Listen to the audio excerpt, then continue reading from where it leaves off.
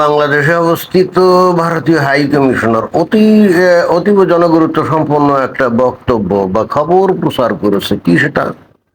Visa নিয়ে ভারতীয় কমিশনের জরুরি বার্তা। একেবারে জরুরি বার্তা, মানে ভয়ঙ্কর জরুরি বার্তা। বজ্র আটনি ফসকা গেরো।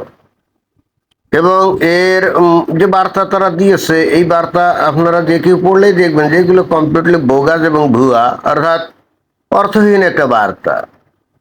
আমার কাছে কেন জানি মনে হয় যে বাংলাদেশে প্রচন্ড রকম ভাবে যে ভারত বিরোধিতা আছে না, তো এই জন্য অনেকে মনে করে যে ভারতীয় হাই কমিশন বাংলাদেশে আসেই কিনা, মনে হয় এটা জানান দেওয়ার জন্য এই বার্তাটা দিয়েছে যে না না না, আমরা যাই নাই, আমরা এখনো আসছি।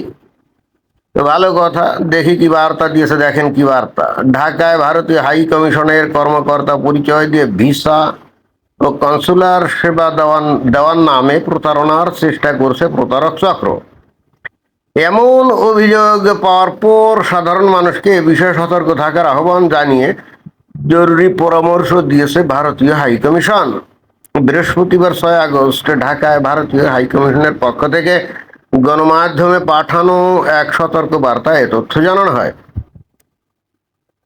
যারা ভারতীয় এই ভিসার কায়দা কানুন বর্তমানে যেটা বাংলাদেশে মানে ভিসা দেওয়ার নাম করে, স্লটের নাম করে যে সমস্ত লীলা খেলা ভারত করে যাচ্ছে এবং বাংলাদেশের মানুষদেরকে যেভাবে হয়রানির শিকার করছে, তারা মাত্রই জানেন যে এই বক্তব্যগুলো কমপ্লিটলি ভুয়া, ফালতু এবং অর্থহীন।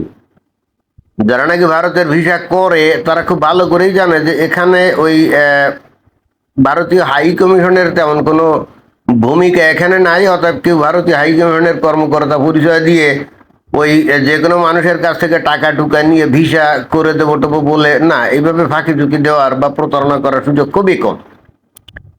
বাংলাদেশের মানুষ জানে যে এখানে ভারতীয় হাই কমিশন আইভাক বলে, অর্থাৎ ইন্ডিয়ান ভিসা অ্যাপ্লিকেশন সেন্টার বলে এক ধরনের সেন্টার চালু করেছে বাংলাদেশের বিভিন্ন জায়গায়, এবং যেটা বস্তুত থার্ড পার্টিকে তারা কন্ট্রাক্ট দিয়ে দিয়েছে যে তারা দরখাস্তগুলো গ্রহণ করবে, করে হ্যাঁ ভিসা যখন ইস্যু হয় তখন এটা ওই হাই কমিশন হয়তো যায়, তারাই এগুলা করে, তারাই প্রসেস করে। বাট ভিসা কালেকশন করার দায়িত্ব আইভাকের, যেটা যেটা নাকি আসলে বস্তুত ভারতীয় হাই কমিশনের সঙ্গে একটা কন্ট্রাক্টে কাজ করে, অর্থাৎ পার অ্যাপ্লিকেশন হয়তো ভারতীয় হাই কমিশন এই আইভাক তাদেরকে পার পার পার হেড একটা টাকা দেয় এরকম। অর্থাৎ আইভাকের কাজ কিন্তু বস্তুত আর কিছুই না, স্রেফ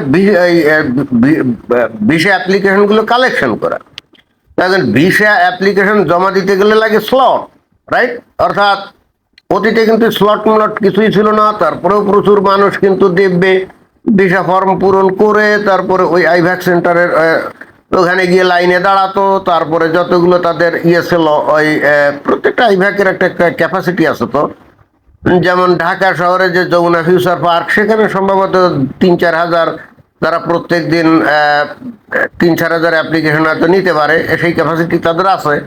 আর বিভিন্ন জেলা শহর বা বিভাগীয় শহরে সেখানে তো 400-500 এরকম নেয়, বা কোনো জায়গায় তো 1-1.5 হাজারও নিতে পারে। তো এই ক্যাপাসিটিগুলো আছে। তো আগে যে সিস্টেম ছিল যে মানুষজন ওই যে অনলাইনে ফর্ম অ্যাপ্লিকেশন পূরণ করে তারপরে ওই লাইনে গিয়ে দাঁড়াতো কাগজপত্র নিয়ে, তারপরে যে কয়টা তার ক্যাপাসিটি, যেমন রাজশাহীর যদি ক্যাপাসিটি থাকে 500, তো 500-দেরকে ঢুকাতো আর বাকিগুলো চলে যেত। তো যারা চলে যেত তারা পরদিন একেবারে ভোরবেলায় গিয়ে লাইনে দাঁড়াতো এরকম। কোনো হ্যাঙ্গাম ছিল না, হয়রানি ছিল না, কিচ্ছু ছিল না। মাঝখান দিয়ে এই ভারতীয় হাই কমিশন মনে হয় আইভ্যাককে বলে দিছে, হ্যাঁ এই কাজটা ভারতীয় হাই কমিশন করেছে, যে আইভ্যাককে বলছে যে তোমরা এই ডাইরেক্টলি এরকম আর দরখাস্ত নিবে না, তোমরা অনলাইন সিস্টেমে একটা স্লট চালু করবা, যেখানে মানুষ অনলাইনে স্লটে ঢুকে স্লট নিয়ে, অর্থাৎ নির্দিষ্ট স্লট বলতে মানে নির্দিষ্ট দিন একটা অ্যাপয়েন্টমেন্ট এতটার সময় এরকম। তো এটা নিশ্চয়ই ভারতীয় হাই কমিশনই আইভ্যাককে বলছে এবং আইভ্যাক এটা চালু করছে। এছাড়া ভারতীয় হাই কমিশনের পরামর্শ ছাড়া এটা করে নাই। এবং এরপরে শুরু হয়ে গেছে তেলস্মাতি কাণ্ড। গত 2 বছর ধরে ভারত টুরিস্ট ভিসা দিচ্ছিল না, হঠাৎ করে টুরিস্ট ভিসা চালু করে এই যে স্লট সিস্টেম চালু করছে। আরে বাবা, কি ভয়ঙ্কর ভোগান্তি মানুষের! দীর্ঘদিন ধরে মানুষ চিকিৎসা বা বেড়ানো এইগুলো কাজের জন্য ভারতে যেতে পারছিল না। মানুষ হুমড়ি খেয়ে পড়ছে, স্লট।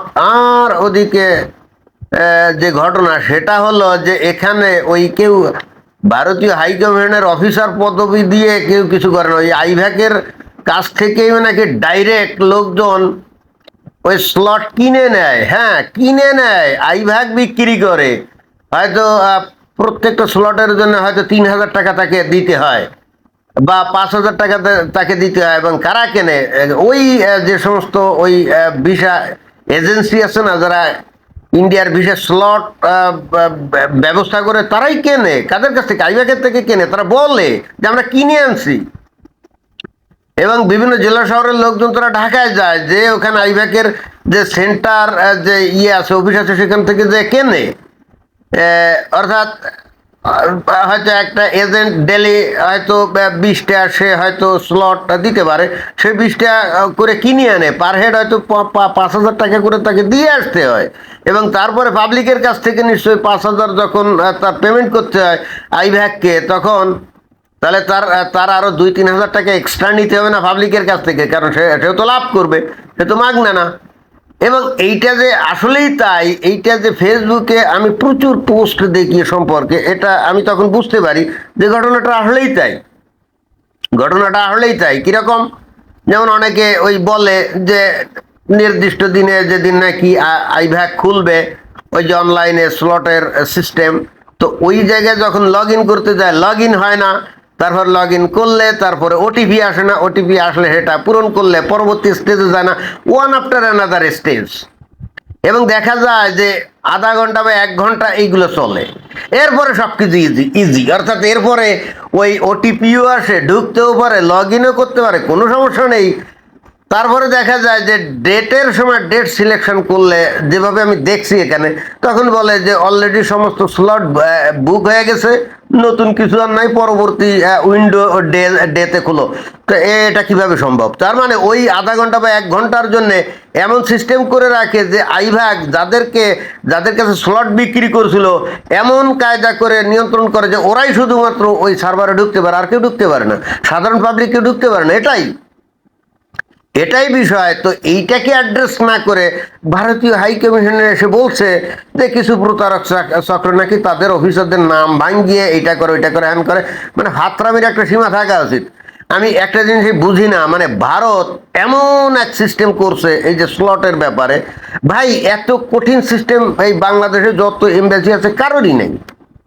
মানে এখানে ভারত নিজেকে, মানে এখনো থার্ড ওয়ার্ল্ড কান্ট্রি, ভারত এখনো থার্ড ওয়ার্ল্ড কান্ট্রি, এমন না যে ফার্স্ট ওয়ার্ল্ড হয়ে গেছে। অথচ বাংলাদেশের কাছে, এই যে বাংলাদেশের মানুষ, আমি মাঝে মাঝে বলি যে বাংলাদেশের মানুষ ভারতকে এমনি এমনি ঘৃণা করে না, ভারতীয়দের আচরণের কারণে ঘৃণা করে। বাংলাদেশে ওরা ভিসা সিস্টেম চালু রাখছে, তারপরে ট্যুরিস্ট ভিসা চালু রাখছে, তারপরে এই ভিসা স্লট সিস্টেম এমন করছে যে আমেরিকা, কানাডা, ব্রিটেন বা ইউরোপীয় ইউনিয়নের দেশের থেকেও কঠিন, তাদের থেকেও কঠিন। মানে ভাব নিচ্ছে দুনিয়ার 1 নম্বর পরাশক্তি। হ্যাঁ, এটাই আমি একেবারে ক্লিয়ার কাট বলি, এটাই তার ভাব নিচ্ছে। হ্যাঁ, আমার বক্তব্য অত্যন্ত পরিষ্কার। যদি বাংলাদেশের মানুষদেরকে তারা ভিসা দিতে চায়, এবং দিচ্ছে, যেহেতু টাকা দিলেই স্লট পাওয়া যায়, তার মানে ভিসা তো দিচ্ছে, তাহলে এইখানে একটা বিষয় যে এই আইভ্যাক যে এই অবৈধ কর্মকাণ্ডটা করছে, জনগণের কাছ থেকে এই যে এক্সট্রা টাকা নিচ্ছে, তাই না? আমার ধারণা এই ভারতীয় হাইকমিশন এটা খুব ভালো করেই জানে। ভারতীয় হাই কমিশন এটা খুব ভালো করেই জানে। এবং আমার ধারণা ভারতীয় হাই কমিশনে যারা ভিসা সেকশনে আছে না, তাদেরকে এই আইভ্যাকের যে হেড কোম্পানি, তারা টাকা দেয়।